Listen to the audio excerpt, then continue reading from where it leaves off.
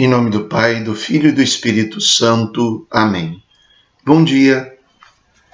Do Evangelho segundo São Marcos. Naquele tempo, descendo Jesus do monte com Pedro, Tiago e João, e chegando perto dos outros discípulos, viram que estavam rodeados por uma grande multidão. Alguns mestres da lei estavam discutindo com eles. Logo que a multidão viu Jesus, ficou surpresa e correu para saudá-lo. Jesus perguntou aos discípulos: "O que discutis com eles?" Alguém da multidão respondeu: "Mestre, eu trouxe a ti meu filho, que tem um espírito mudo. Cada vez que o espírito o ataca, joga-o no chão e ele começa a espumar, range os dentes e fica completamente rijo. Eu pedi aos teus discípulos para expulsarem o espírito, mas eles não conseguiram." Jesus disse: "Ó geração incrédula, até quando estarei convosco? Até quando terei que suportar-vos? Trazei aqui o menino." E levaram-lhe o menino. Quando o espírito viu Jesus, sacudiu violentamente o menino, que caiu no chão e começou a rolar e a espumar pela boca. Jesus perguntou ao pai: "Desde quando ele está assim?" O pai respondeu: "Desde criança, e muitas vezes o espírito já o lançou no fogo e na água para matá-lo. Se podes fazer alguma coisa, tem piedade de nós e ajuda-nos." Jesus disse: "Se podes, tudo é possível para quem tem fé." O pai do menino disse em alta voz: "Eu tenho fé, mas ajuda a minha falta de fé." Jesus viu que a multidão acorria para junto dele, então ordenou ao espírito impuro: "Espírito mudo e surdo, eu te ordeno que saias do menino e nunca mais entres nele." O espírito sacudiu o menino com violência, deu um grito e saiu. O menino ficou como morto, e por isso todos diziam: "Ele morreu." Mas Jesus pegou a mão do menino, levantou-o, e o menino ficou de pé. Depois que Jesus entrou em casa, os discípulos lhe perguntaram a sós: "Por que nós não conseguimos expulsar o espírito?" Jesus respondeu: "Essa espécie de demônio não pode ser expulsa de nenhum modo, a não ser pela oração." Palavra da salvação. Glória a vós, Senhor. São duas cenas e são pelo menos dois, os confrontantes de Jesus, aqueles com quem ele dialoga, seus interlocutores. Antes de tudo, são os seus discípulos e também o homem que trouxe o menino com o espírito para ser curado. Com o homem, temos uma página bastante interessante, porque este homem explica qual foi o motivo da discussão dos mestres da lei e da multidão com os discípulos de Jesus. Ele explica: "Eu trouxe meu filho para ser curado, pedi aos teus discípulos que expulsassem o espírito e eles não conseguiram." Jesus continua depois no diálogo com esse homem, porque ele interroga sobre o problema, desde quando ele está assim. E mais adiante, quando então esse homem suplica: "Se podes fazer alguma coisa, ajuda-nos." E Jesus então diz: "Se podes, tudo é possível para quem tem fé." E ele manifesta esta pureza de coração, de intenção e esta fé, que ele diz: "Minha fé é pequena." Eu tenho fé, mas é pouca, não é suficiente. Então Jesus realiza a cura, o milagre, Jesus expulsa o espírito imundo e ordena que ele não volte mais no menino. Então, há um diálogo, uma interlocução entre Jesus e esse homem. Esse homem que busca a ação de Jesus através dos seus discípulos, mas se decepciona, porque seus discípulos não conseguem fazê-lo, como também acontece conosco. Os discípulos deveriam ser a expressão e deveriam ser a própria ação do Mestre. Eles deveriam ser iguais ao Mestre e deveriam poder fazer aquilo que o Mestre faz. Mas nem sempre conseguem. Então, a fé que é requerida para este homem, quando Jesus diz tudo é possível para quem tem fé, é também a fé requerida para os discípulos, para que possam realizar as ações de seu mestre.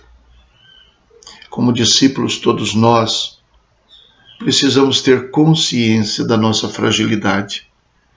Precisamos ter consciência de que a humanidade, o mundo inteiro, olha para nós, querendo ver em nós o nosso mestre. Ter esta consciência. Saber que sozinhos não podemos nada. E termos a consciência de que esta é a nossa missão. Muitas vezes, a fé em Jesus, eu diria até a fé na igreja, vai depender da conduta dos discípulos de Jesus, dos membros da igreja. Quanto a humanidade espera de nós, como esse homem esperava dos discípulos de Jesus. Esse foi o primeiro diálogo. O segundo diálogo de Jesus é com os discípulos, porque os discípulos vão depois interrogar Jesus, por que nós não conseguimos? Como também nós, discípulos de hoje, precisamos nos interrogar e precisamos interrogar o Evangelho e Jesus. Por que não conseguimos? Onde está a nossa falha? Por que não conseguimos convencer? Será que a nossa convicção é tão frágil assim? Como a falta de fé do homem que proclamou isso solenemente? Nós, discípulos de Jesus, será que adquirimos aquela convicção pela experiência em Jesus que nos permita falar de Jesus como uma pessoa íntima, realizar gestos como seus, assumir na nossa vida, o quanto possível, o seu estilo de vida? Devemos nos perguntar onde estamos falhando. Podemos trabalhar muito e errar o trabalho, e trabalhar inutilmente. Por que não conseguimos? E a resposta de Jesus é muito importante. Essa espécie de demônio não se expulsa a não ser através da oração. De fato, talvez a gente possa ter isso como uma sentença conclusiva.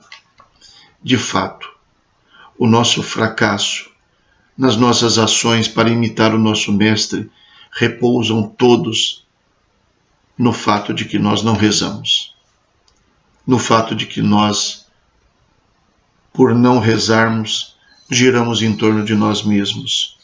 Confiamos no nosso poder, na nossa capacidade, no nosso talento, mas não nos unimos a Cristo devidamente para que seja Ele a agir através de nós. A oração não é um poder mágico. Jesus não está ensinando uma fórmula mágica para os discípulos. Jesus está explicando que para vencer o mal é preciso Deus, Deus em nós. E a oração é a ponte que nos liga a Deus, que nos faz estarmos unidos de coração a Ele e que faz com que a sua força, seu poder também haja através de nós. Jamais dominaremos isso, mas o que temos de fazer não é dominar, é crer. E a nossa fé depende da nossa oração. Infelizmente, essa é uma lição que nós sabemos, mas nem sempre aprendemos. A oração devia estar na base da nossa vida. Eu me recordo de uma passagem que eu li sobre São João Paulo II, que me comoveu muito. Porque quando ele foi eleito Papa, ele era relativamente jovem, 58 anos, fisicamente muito forte, espiritualmente muito carismático, inteligente, uma pessoa capaz de verdadeiramente atrair as pessoas para si. Teve um pontificado tão longo, foi tão admirado, mas ele no início do seu pontificado, isso eu li num texto de um dos seus auxiliares, ele fez um encontro com todos os auxiliares, todo o pessoal da Cúria Romana, todos os seus colaboradores, no início do pontificado. E ele então perguntou a eles assim: na sua opinião, qual deveria ser a prioridade do Papa? E muita gente respondeu coisas muito importantes e diversificadas. É o diálogo interreligioso, é a disciplina da igreja, é a fé, enfim, diversas coisas. Diversas coisas foram faladas e todas elas dignas de elogio, todas elas poderiam mesmo ser a prioridade do Papa. Depois que todos falaram, o Papa disse: não, a prioridade do Papa tem que ser a oração. Parece impressionante que o Papa tivesse essa consciência e de que nós, com muito menos responsabilidades e coisas difíceis a resolver, continuemos deixando de lado a oração e procurando ser nós a solução para os problemas que ocorrem a nós todos os dias, quando na verdade deveríamos ter esta consciência. Primeiro Deus, a prioridade, a oração.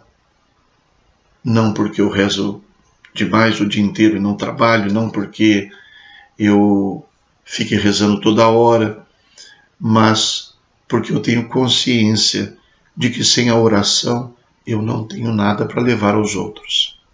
Rezemos. Concedei, ó Deus Todo-Poderoso, que procurando conhecer sempre o que é reto, realizemos vossa vontade em nossas palavras e ações. Por nosso Senhor Jesus Cristo, vosso Filho, na unidade do Espírito Santo. Amém. O Senhor esteja convosco, Ele está no meio de nós. Abençoe-vos Deus Todo-Poderoso, Pai, Filho e Espírito Santo. Amém. Bom dia, fiquem com Deus.